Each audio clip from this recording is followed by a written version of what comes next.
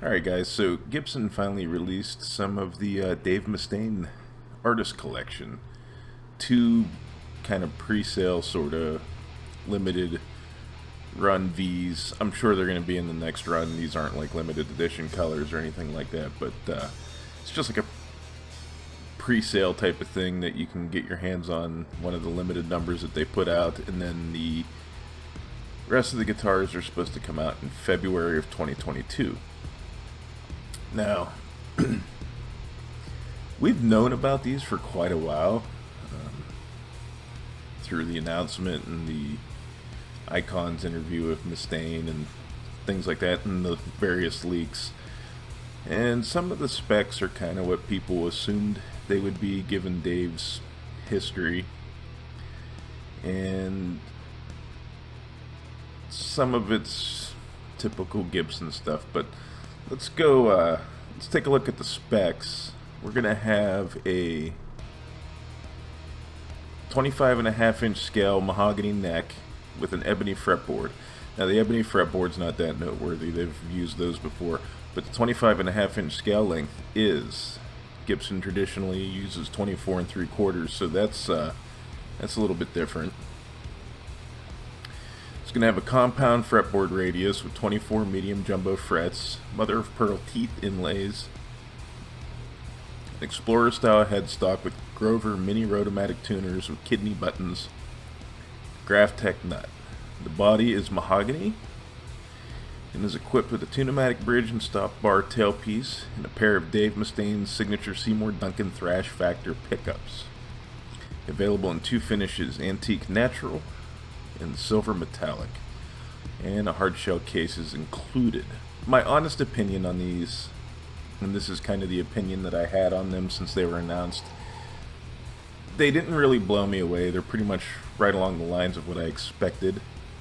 They're a good balance between Gibson tradition and slightly modern aesthetics and appeal. In specs, I think it's kind of weird that it takes Dave Mustaine to get Gibson to modernize a little bit more. They moved the input jack to underneath the top horn of the V, so it's not on the front of the guitar. They axed the pick guard, 2 volumes, 1 tone, and a 3-way switch. The control layout is a little wonky to me, but who knows? I think that's how Dave's other guitars were. I like the 6-in-a-row headstock. The Explorer headstock actually works pretty well with the V. Like, it's a nice looking guitar. The price point is a little different. They don't have anything listed on here. Let's take a look at reverb.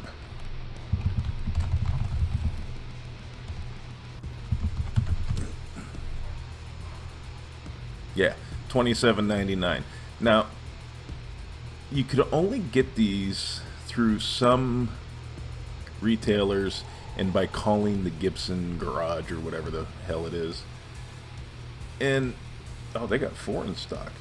I think that was a good move on Gibson's part, because as you'll notice, what do you not see? You don't see these things listed for obscene prices. So I think Gibson's finally learning their lesson with like the Adam Jones debacle and some of the Epiphone guitars that get bought and then resold, or at least listed for obscene prices. Because when I first saw the announcement for this, my initial thought was this guitar is going to end up on Reverb and eBay for 10 grand bare minimum, but that doesn't seem to be the case.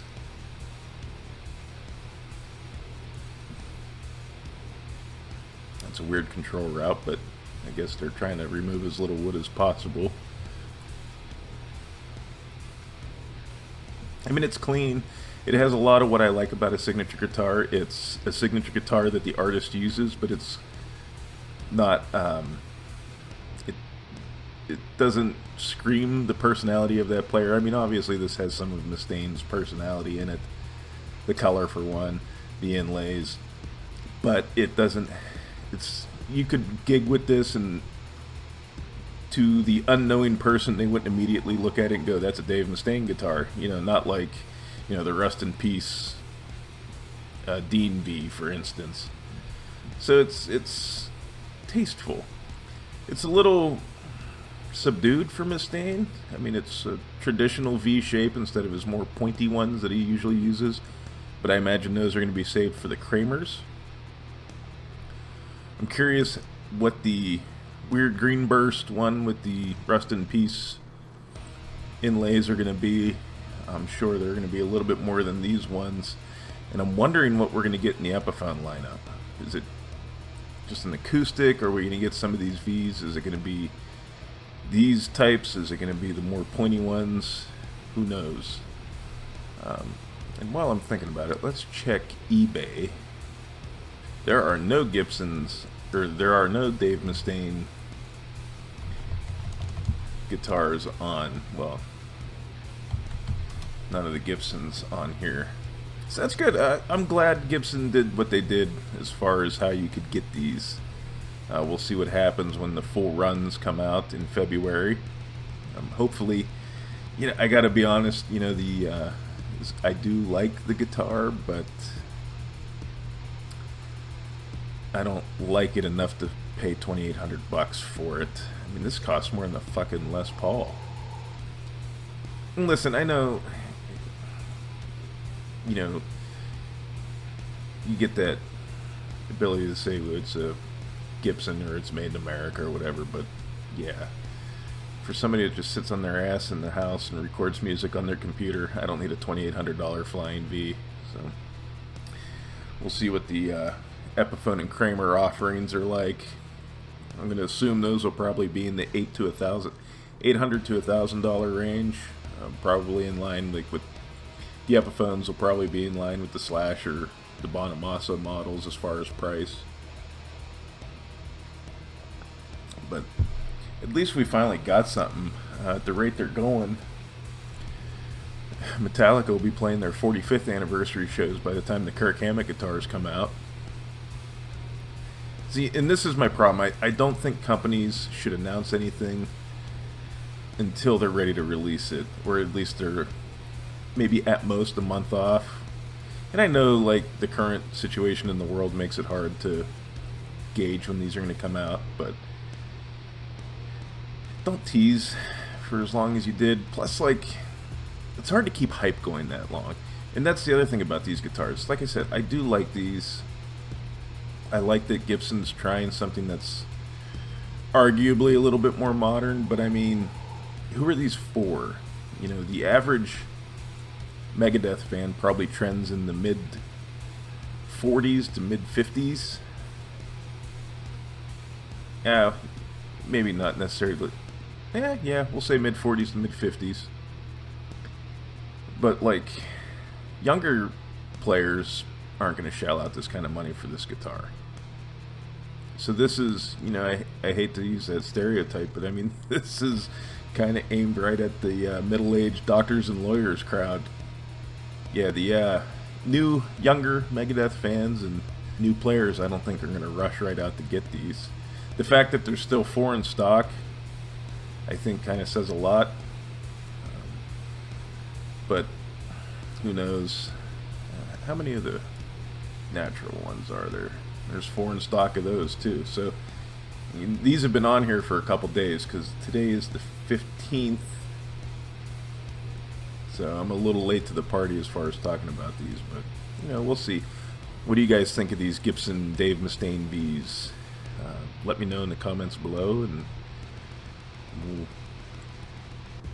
because I'm curious. Like I said, I mean, they're nice, but I'm not going to pay that kind of money. If I'm going to pay that kind of money for a guitar, it's not going to be a Gibson. It's probably going to be like an Ernie Ball or something with slightly better specs. I don't know. Admittedly, it's not for me, but I mean, I don't necessarily know what their target demographic is, because, like I said, that's a lot of money for a younger player, and I'm sure the older Megadeth guys probably aren't playing a shit ton of gigs, so who knows? We'll see. But anyways, guys, I want to thank you for taking the time to watch, and we'll see you in the next one. Have a good one.